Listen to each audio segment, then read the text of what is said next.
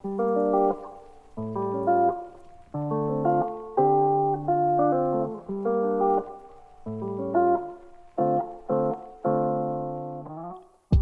everybody, it's your friendly neighborhood Canvas admin Jake here with another installment of Canvas in the Classroom. And today we're going to talk about the Gradebook inside your Canvas course.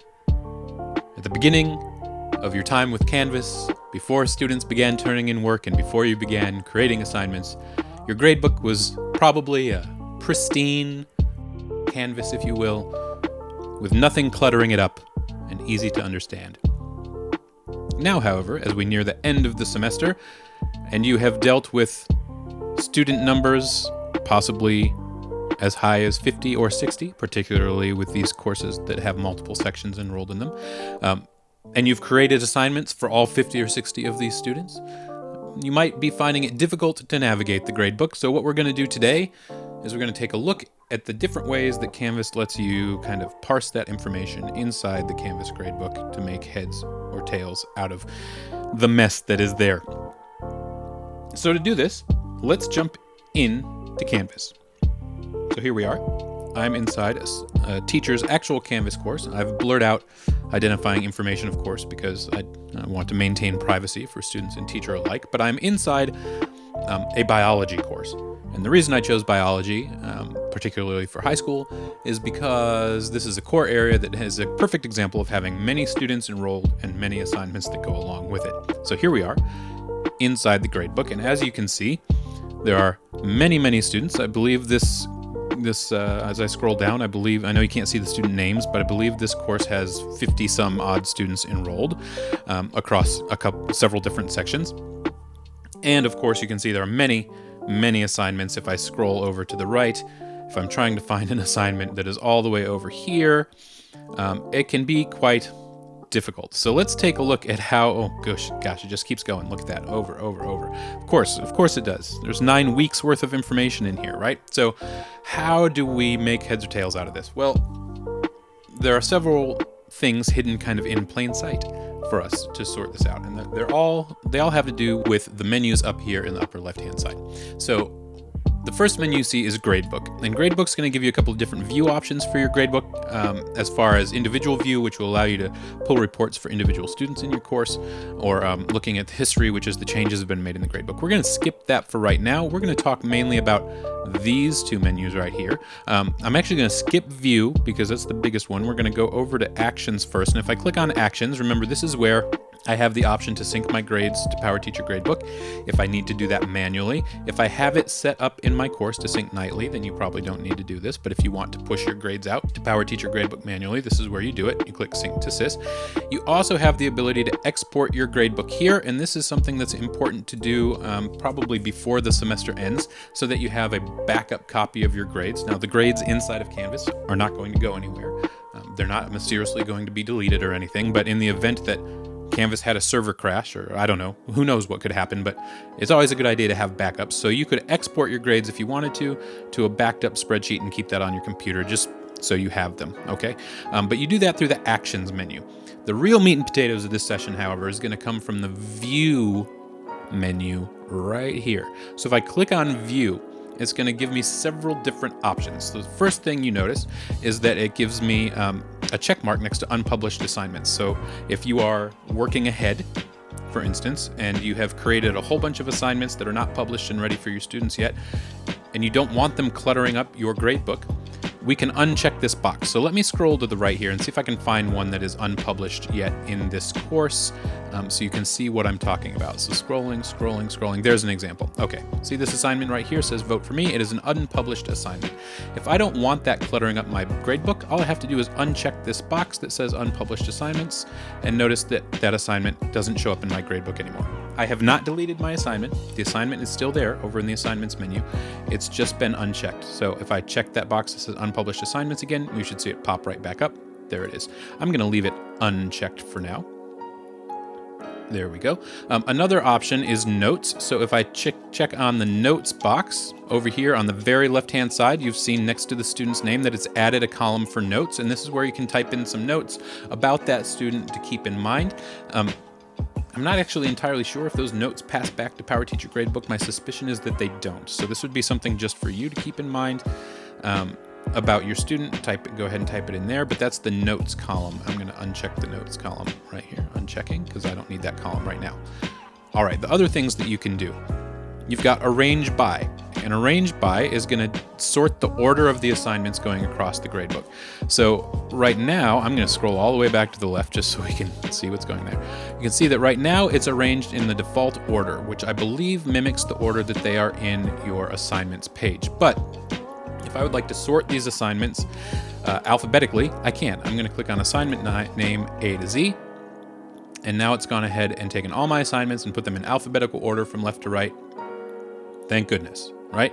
I can also reverse sort that. I've got assignment name Z to A. I can sort by due date. So if I want to see the oldest assignments first, I'm going to click there. And now I've got all my assignments from the beginning of the semester here. And as I scroll to the right, I've got all my assignments more new. And then I can reverse that as well. I can have my newest assignments show first if I want to. I can sort by points. And then here's the real handy one. I like this one a lot, is I can sort by module, right? So in my modules page, I've got my modules laid out sequentially, probably, right? I would like my assignments to display sequentially as well. So if I choose view by module, now all of these that belong in a module together, look, this teacher has the modules labeled as Unit A. So all of the Unit 1 assignments are together, all of the Unit 2 and 3 assignments are together, and so on and so forth. So that's a way that it might be helpful for you to find your assignments when you're looking for them inside of Gradebook.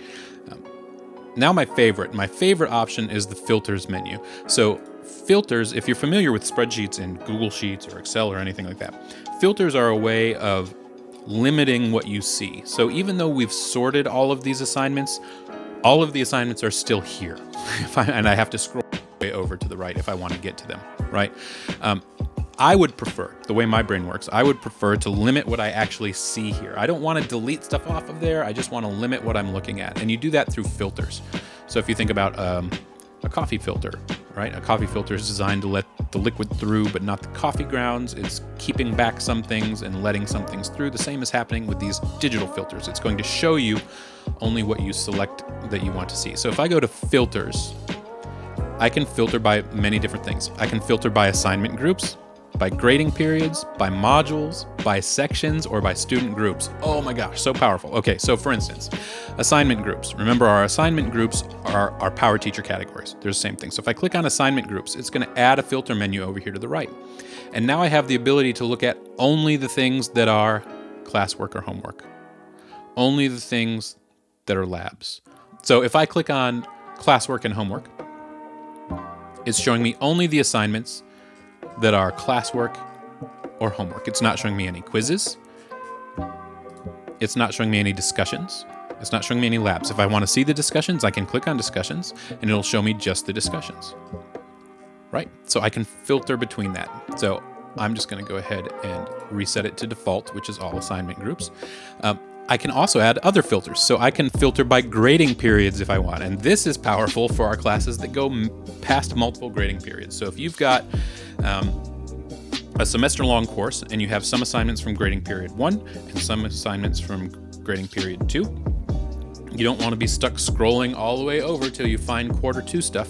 You just want quarter 1 or vice versa, right? Now I've got a drop-down menu right here.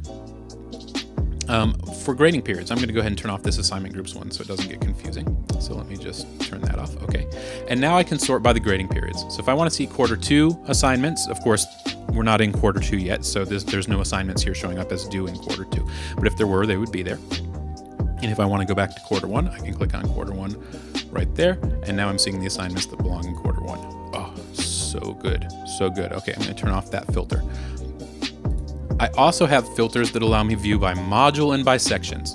So remember I said maybe you want to see the assignments that belonged in Unit 1 or in Unit 3 or so on and so forth. You can select that and you'll get a menu up here that shows you the different modules in your course.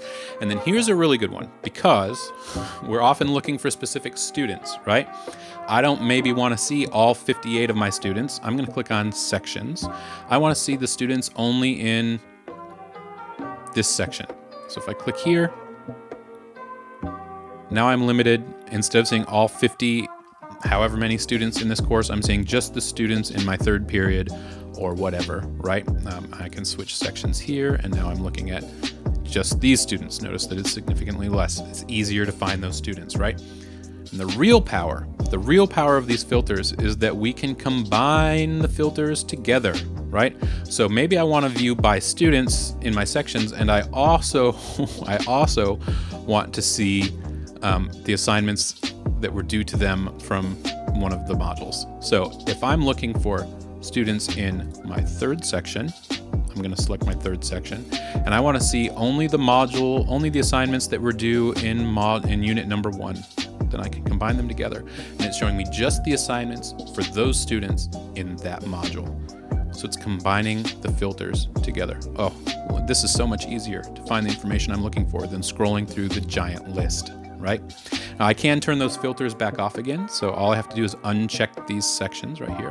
Maybe I don't want that one anymore, and I don't want that one anymore, so I'm going to uncheck that, and I'm back to seeing everything in case that's something that I'm interested in seeing.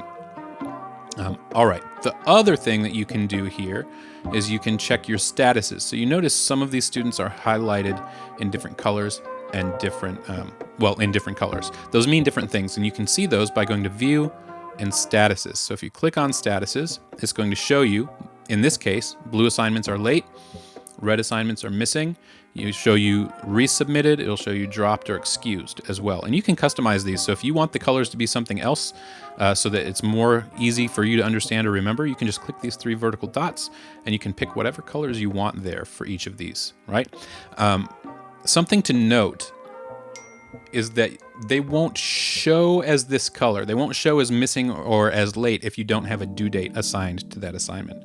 The way Canvas knows if something is missing or if something is late is there was a due date that has passed, right? So if you don't have a due date for your assignments, you're not going to get these color codings showing you, right?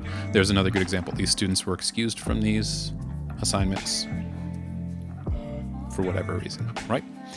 Okay.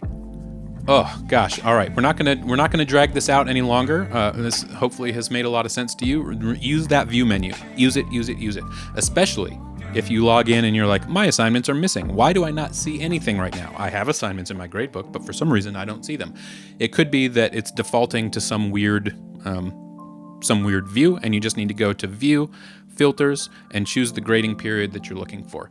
Hopefully you notice you've got a search bar over here too, so this is a quick way to pull up a specific student. I'm just type in test student. There we go. Okay, so it whittled it down to, I know this is blurred out and you can't see it, but it whittled it down to the test student for this course. So it's a quick way to pull up just that student if you want to, is using the little search box right there. All right, it's been a quick tutorial on how to filter down and view specifically in the Canvas gradebook. I hope you found it useful. Check out my YouTube channel for other useful videos on using Canvas in the classroom. Until next time, see ya.